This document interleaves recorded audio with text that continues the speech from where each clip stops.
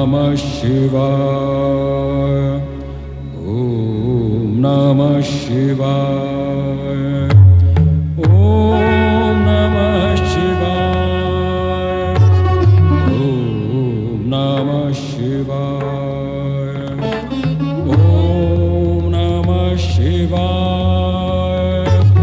ॐ नमः शिवाय। ॐ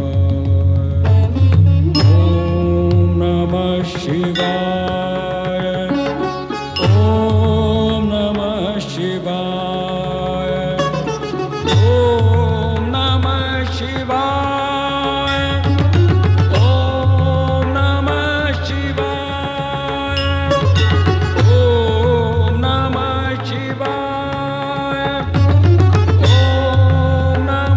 शिवाय।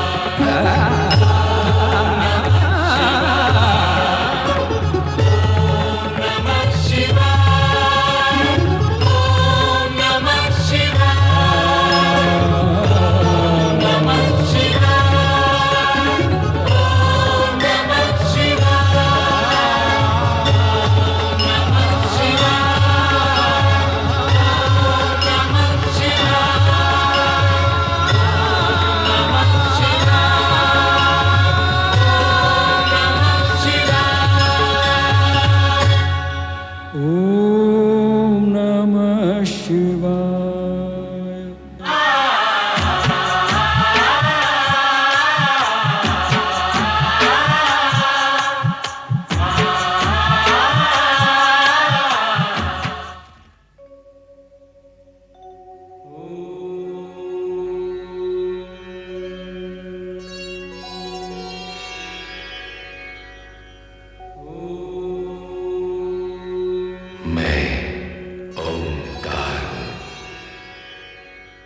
मैं तो तब की बात कर रहा हूं जब न दिन था न रात, जब न धरती थी न आकाश, जब न सूर्य था न चंद्रमा, न ऊंचाई थी न नीचाई। ये समय और भूमंडल के जन्म से बहुत पहले की बात है। तब केवल एक शून्य था। प्रकाश और अंधकार दोनों ही एक क्षितिजों के साथ। इस शून्य का कोई रंग नहीं था, क्योंकि रंगों ने तो बहुत बाद में जन्म लिया। मैं उस शून्य का परिचय कैसे करूं? क्योंकि परिचय शब्दों की मांग करता है, और मैं भाषाओं के बनने से पहले की बात कर रहा हूं। तब की बात जब कुछ नहीं था, कुछ भी नहीं था, बस एक स्वर था जो सन्नाटे के उस अथाह सागर में बह रहा था। सन्नाटा जिसका न कोई रंग न रूप, उसके विषय में तो सोचना भी संभव नहीं, क्योंकि सोच तो सीमित है, समय की डोरी से बंधी हुई, ब्रह्मांड की सीमा रेखा के पार जा नहीं सकती। इसलिए हे मानव जाति, अपनी सोच की चौखट पर बैठकर और आंखें बंद करके देख, और मन के कान लगाकर सुन। मैं आदिनाथ हूं, आदिस्वर हूं, आदिवादी। मैं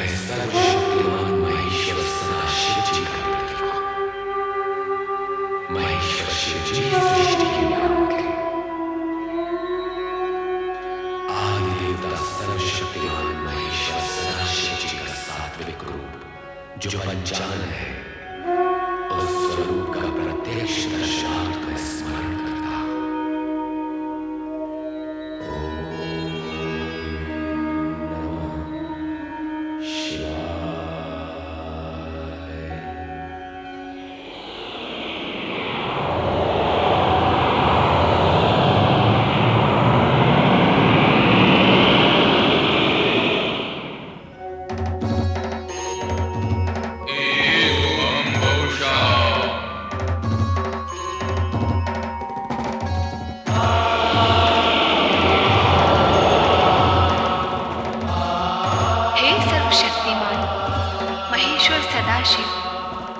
शिवा का प्रणाम स्वीकार करें। मैंने तुम्हारा निर्माण नहीं किया, मैं तुम्हारा सृजन, मेरा तुम्हारा अस्तित्व तो साथ ही का है। तुम मुझ में हो और मैं तुम में, तुम्हारे बिना तो हो ही नहीं सकता। अतः मैं तुम्हें सादर प्रणाम करता हूँ। हे सर्वशक्तिमान। हाँ, मैं शक्तिमान तो हूँ, किंतु मेरा शक्तिमान होना ही तो तुम्हारे होने का प्रमाण है। यदि तुम न होती तो मैं शक्तिमान कैसे होता? अतः हे शिवा, न तुम्हारे बिना मेरा संभव है, न मेरे बिना तुम्हारा होना। और इस होने और ना होने के बीच क्या है? होने और न होने के बीच है जो होने वाला है। ओम के अंकुर स्वर के बीच। हे सर्वशक्तिमान, तो ये बताइए अब हम क्या करें? क्योंकि यदि आकार लिया है तब तो कर्म करना ही होगा। तो पहले कर्म की परिभाषा बनाएं। कर्म वो है जिसका परिणाम आनंद हो। और स्वयं आनंद क्या है? सभी कुछ बनाना पड़ेगा। सुख, दुख, आनंद, प्रकाश, अंधकार, जीवन, मृत्यु। इस शून्य को भरना पड़ेगा। तो आइए निर्माण कार्य आरंभ करें। आरंभ अर्थात ना होने से होने का अंकुर फूटना आरंभ है शक्तिमान। तो एक और शब्द आरंभ अकेला क्यों नहीं? आरंभ और अंत। तो इस नवीन शब्द अंत की परिभाषा? अंत की परिभाषा आरंभ बनाएगा। तो हे सर्वशक्तिमान, आरंभ का कार्य आरंभ करो, जिससे मैं अंत का अर्थ समझ सकूं। तो आइए निर्माण कार्य आरंभ करें। एवं बहुशः।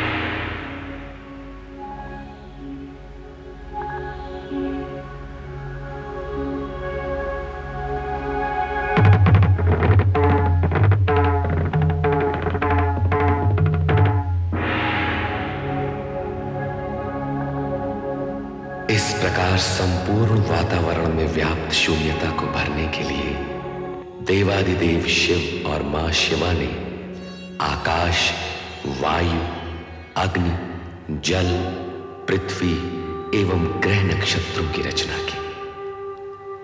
तत्पश्चात स्वयं की रचाई गई आनंदपूर्ण इन रचनाओं के परमाणुओं में लय, ताल, स्पंदन और गति को संतुलित रखने तथा सृष्टि में कल्याणकारी तत्वों का समावेश करने के लिए प्रथम 6 रागों भैरव, श्री, बसंत, मेघ, मल्हार व नट नारायण का सृजन किया। इसके उपरांत शिव शंकर व मां शिवा ने आदि नृत्य आरंभ कर अपनी रचनाओं को गतिमान और शक्तिमान बनाया।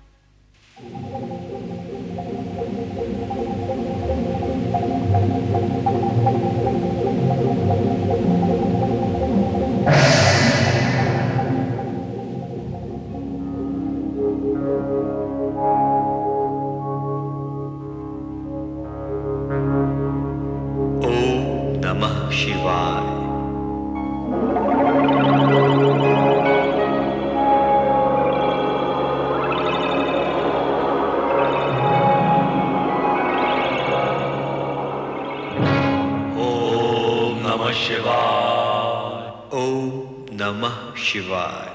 हम कौन हैं? हमारा जन्मदाता कौन है?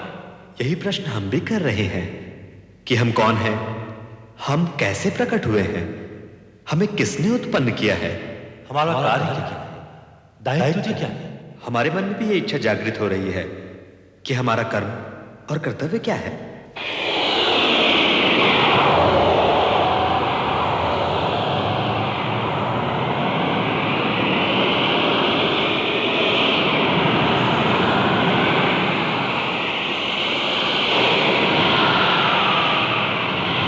हे सर्वव्यापी चतुर्भुज श्री हरि विष्णु जी,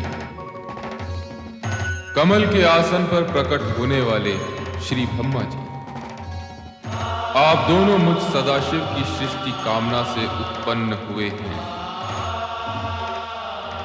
मैं ही आपका जन्मदाता हूं।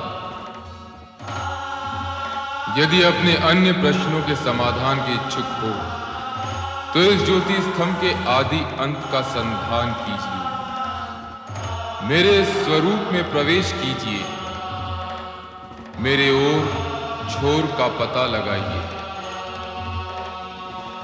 आप सर्वशक्तिमान महेश्वर सदाशिव जी हैं।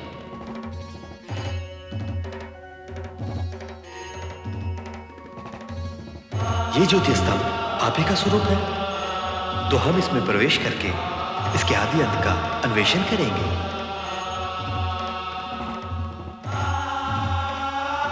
ओम नमः शिवाय।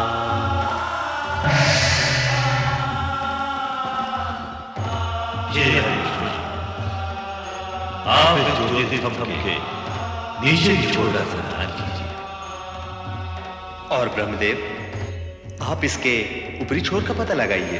अवश्य अवश्य श्री हरिकृष्ण जी।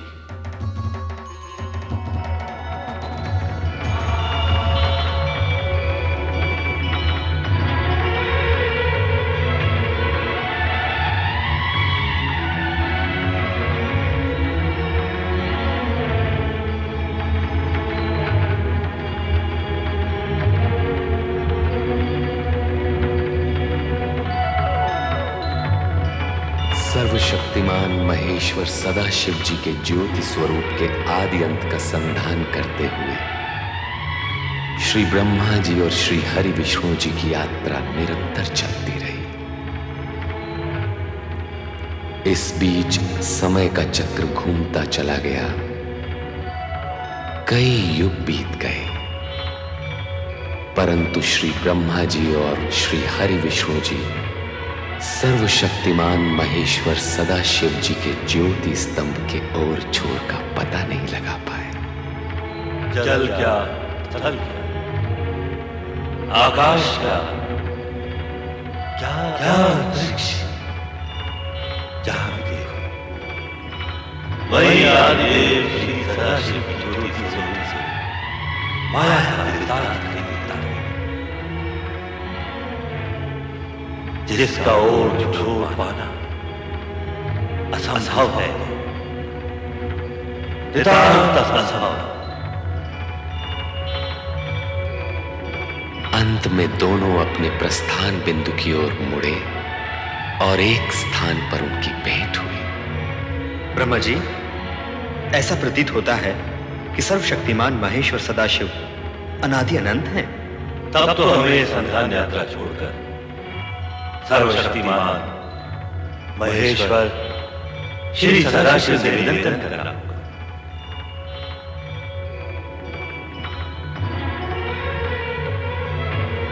हे अनादि अनंत सर्वशक्तिमान महेश्वर सदाशिव, आपका ज्योति स्वरूप अपरंपार है। हम आपके आदि अंत का पता लगाने असमर्थ हैं। हे ज्योति स्वरूप सर्वशक्तिमान महेश्वर सदाशिव जी, आप हमें अपने स्वरूप का ज्ञान कराइए। श्री ब्रह्मा जी, श्री हरि विष्णु जी, मुझसे ही उत्पन्न आप दोनों अब तक मेरे स्वरूप से अनभिज्ञ हैं, परिचित नहीं हैं, अपरिचित हैं। मेरी ज्योति में पहुंचकर भी आपके अंतर का अंधकार दूर नहीं हुआ। इस अंधकार को मिटाने के लिए हमें क्या करना होगा सदाशिव जी? हमारे अज्ञान अंधकार को मिटाने का उपाय बताइए महेश्वर सदाशिव जी।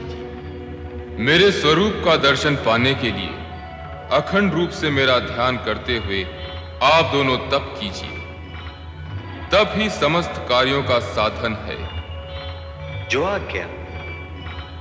हे सर्वशक्तिमान महेश्वर सदाशिव जी, अब हम तप करके ही आपको प्राप्त करेंगे। अवश्य महेश्वर सदाशिव जी, हम यही करेंगे।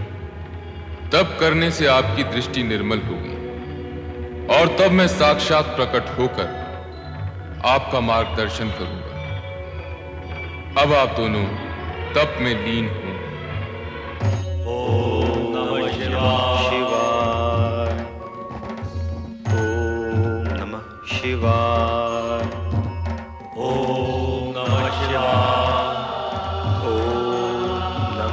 शिवाय। ओम नमः शिवाय। ओम नमः शिवाय। ओम नमः शिवाय। ओम नमः शिवाय। ओम नमः शिवाय। ओम नमः शिवाय। ओम नमः शिवाय। ओम नमः शिवाय। ओम नमः शिवाय। ओम नमः शिवाय। ओम नमः शिवाय। ओम नमः शिवाय।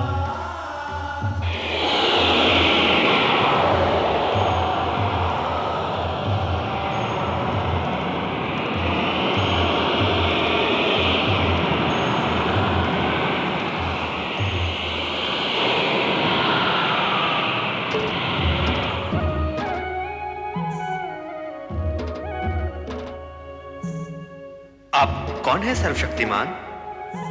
आपका ये स्वरूप मत बार दे रही, इसका रहस्य है समझे। हम हैं अर्धनारीश्वर, शिव और शक्ति का अभिन्न रूप। अर्धनारीश्वर? शिव और शक्ति का अभिन्न रूप। हाँ श्री हरि विष्णु जी, श्री ब्रह्मा जी, जिस ज्योति स्तंभ का आप दोनों युगों युगों तक अनुसंधान करते रहे, वही अर्धनारीश्वर रूप में आपके सामने प्रकट हुआ है। शिव और शक्ति एक दूसरे में समाये हुए हैं। शिव में ही शक्ति है और शक्ति में ही शिव। आदिदेव सर्वशक्तिमान महेश्वर सदाशिव और आदिशक्ति मां शिवा के अर्धनारीश्वर रूप को प्रणाम। हमारा तप सफल हुआ।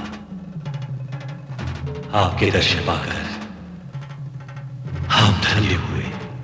एको हम बहुश्याम। आप दोनों हमारी सृष्टि कामना से उत्पन्न हुए हैं, इसलिए आप दोनों सृष्टि रचना और सृष्टि पालन का कार्य करेंगे। सृष्टि रचना और सृष्टि पालन? हाँ श्री हरि विष्णु जी, श्री ब्रह्मा जी, हमने जिन 5 महाभूतों पंच तत्वों का निर्माण किया है, उनसे आप सृष्टि और प्राणी मात्र के सृजन का कार्य करेंगे। और श्री हरि विष्णु जी, श्री ब्रह्मा जी जिस सृष्टि का सृजन करेंगे, उसका आप पालन करेंगे। जो आ गया अर्धनारीश्वर। हे अर्धनारीश्वर शिव शक्ति, क्या आपका यह रूप संसार के लिए पूजने योग्य होगा? नहीं, ये हमारा दिव्य सात्विक रूप है। शिव का संसारियों के लिए पूज्य रूप सृष्टि रचना के पश्चात कैलाश पर प्रकट होगा। और आदिशक्ति? शक्ति का रूप जानने के लिए आपको सृष्टि रचना होने तक प्रतीक्षा करनी होगी। अब आप दोनों अपना अपना कार्य प्रारंभ कीजिए।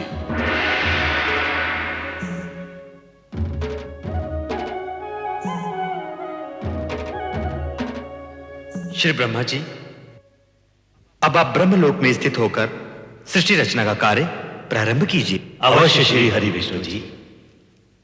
अब मैं आदि देवता सर्वशक्तिमान महेश्वर श्री सदाशिव की आज्ञा को कार्य रूप दूंगा। ओम नमः शिवाय। तदुपरांत शिवाज्ञा से ब्रह्मा ने पंच तत्वों से सृष्टि रचना का कार्य प्रारंभ किया। सर्वप्रथम उन्होंने ऊर्ध्व आकाश में स्वर्गलोक की उत्पत्ति की। स्वर्गलोक के सिंहासन पर स्वर्ग के स्वामी देवराज इंद्र के साथ उनकी सहधर्मिणी इंद्राणी शचित हुई। साथ ही प्रकट हुए इंद्र के सहायक देवतागण जो अमित शक्ति के धारक थे और स्वर्ग की सुंदर अप्सराएं। स्वर्ग रचना के पश्चात ब्रह्मदेव ने 7 समुद्रों से घिरी सप्तद्वीप पृथ्वी की रचना की। ये पृथ्वी पर्वतों, वृक्ष, लताओं और झरनों से पूर्ण थी। पृथ्वी पर भांति भांति के जीव जंतु, पशु पक्षी वन प्रदेशों में प्रकट हुए। स्वर्गलोक तथा पृथ्वी लोक की रचना के पश्चात ब्रह्मा ने पाताल लोक तथा नरक की स्थापना की। पाताल लोक के साथ ही वहां रहने वाले असुरों की उत्पत्ति हुई। तत्पश्चात ब्रह्मा ने सप्तर्षि वशिष्ठ, मारीच, अत्रि, अंगिरा, पुलह, क्रतु तथा पुलत्स्य प्रकट किए। ओम नमः शिवाय। ओम नमः शिवाय। ओम नमः शिवाय। ओम नमः शिवाय।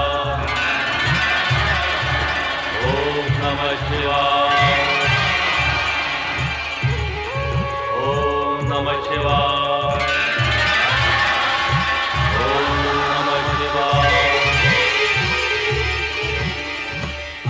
ओम नमः शिवाय। ओम नमः शिवाय। ओम नमः शिवाय। ओम नमः शिवाय। ये सातों ऋषि मंत्रकर्ता, ऐश्वर्यवान, दिव्य दृष्टिधारी, दीर्घायु आदि गुणों से युक्त, धर्म का साक्षात्कार कराने वाले तथा गोत्रों की उत्पत्ति करने वाले ऐसे 7 गुणों से परिपूर्ण थे। हे सप्तऋषियों, अब नवमंडल में अपना अपना स्थान ग्रहण करके विधि द्वारा निर्मित कार्य प्रारंभ कीजिए।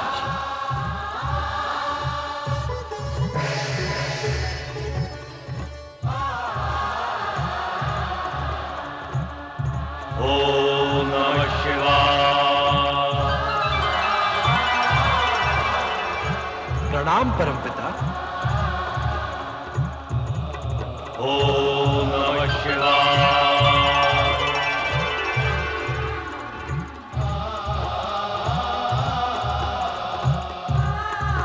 हमारे लिए क्या आज्ञा है ब्रह्मदेव?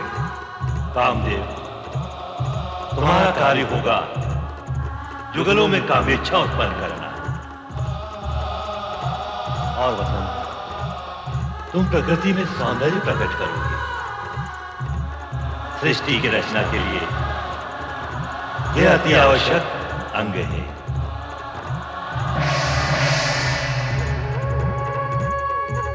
ओम नमः शिवाय। नारायण नारायण। नारद अपने मानस परमपिता ब्रह्मा जी को प्रणाम करता। आयुष्मान भव नारद।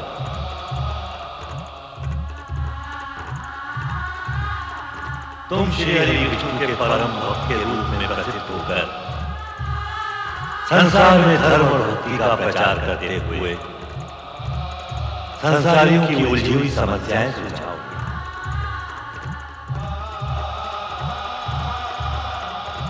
नारायण नारायण। ओम नमः शिवाय। ओम नमः शिवाय शिवाय। ओम नमः शिवाय।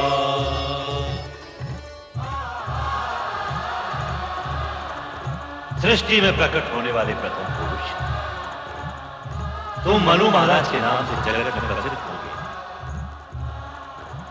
और सृष्टि में प्रकट होने वाली प्रथम नारी संसार तुम्हें शतरूपा के नाम से सदा स्मरण करेगा। हमारे लिए क्या आज्ञा है परमपिता?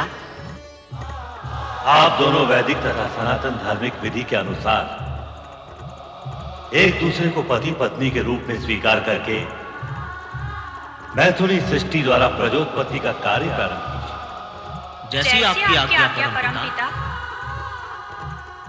ओम नमः शिवाय।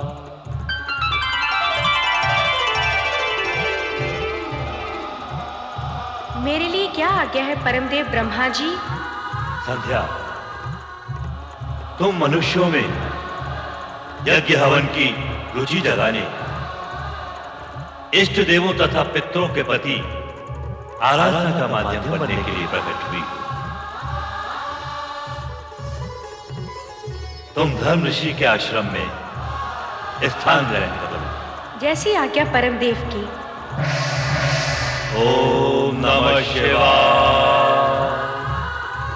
हे सदाशिव, आपकी इच्छा से ही हम ब्रह्मा विष्णु उत्पन्न हुए। सारी सृष्टि समष्टि प्रकट हुई। आप ही समस्त ज्ञान विज्ञान, कला नृत्य, संगीत और विद्याओं के आदि स्रोत हैं।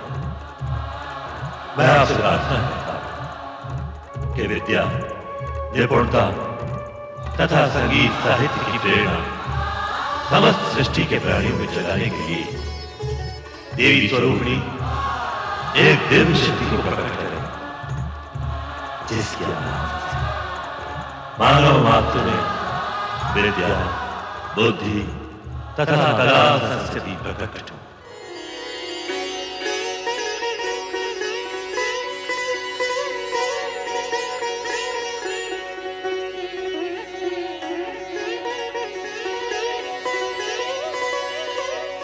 हे सृष्टि के सृजनकर्ता ब्रह्मा जी, आपकी तथा सदाशिव की इच्छा से मैं वीणा पाणी सरस्वती आपके सन्मुख प्रकट हुई हूँ।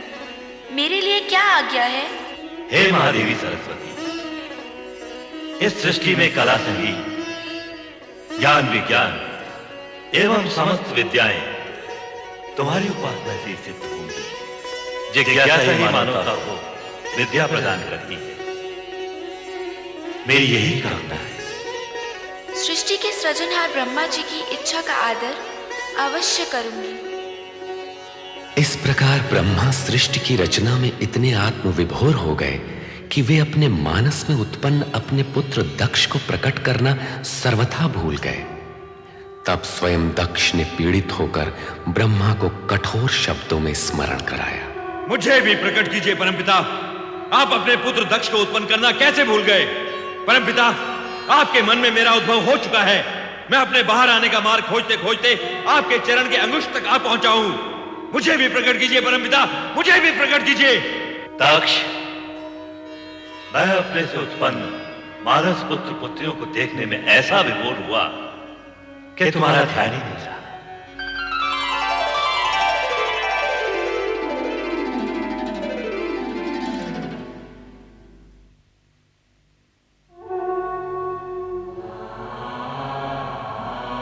मेरे मानस पिता ब्रह्मा जी, मैं दक्ष प्रजापति सर्वप्रथम प्रकट होने का अधिकारी था, परंतु आपने मेरी उपेक्षा की। आपने ऐसा क्यों किया परमपिता? मैथुनी सृष्टि से प्रजोत्पत्ति का दायित्व सर्वप्रथम मनुष्य कृपा को पूर्ण करना है। अतएव तुम्हारा अंत में प्रकट होना उचित ही है। आप ही ने तो यह विधान निश्चित किया है परमपिता कि प्रजापति का पद सर्वप्रथम मुझे प्राप्त होगा। अवश्य हम उस विधान के अनुसार ही कार्य करेंगे, परंतु पदोत्पादक तथा प्रजापति का कर्तव्य तुम विवाह करके ही पूर्ण कर सकोगे। अर्थात आपके कहने का तात्पर्य क्या है परमपिता? पहले तुम्हारा विवाह प्रजापति वीरण की पुत्री वीरणी से होगा, तत्पश्चात ही तुम प्रजापति के लोग। जाओ, पहले ये कार्य पूर्ण करो। सोच क्या रहे हो पुत्र दक्ष? तुम तो प्रजापतियों के आदर्श बनने जा रहे हो। जाओ, अपना दायित्व पूर्ण करो। तुम्हारा कल्याण हो। जो आ गया परमपिता।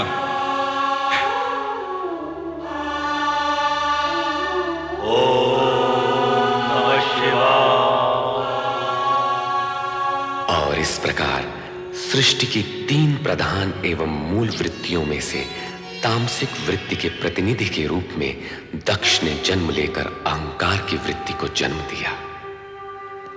कालांतर में अहंकार की इस दुष्ट प्रवृत्ति ने विश्व की शांति को आहत कर शांति प्रिय प्राणियों को पीड़ित किया।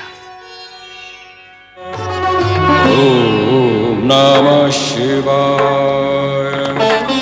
ओम नमः शिवाय। ओम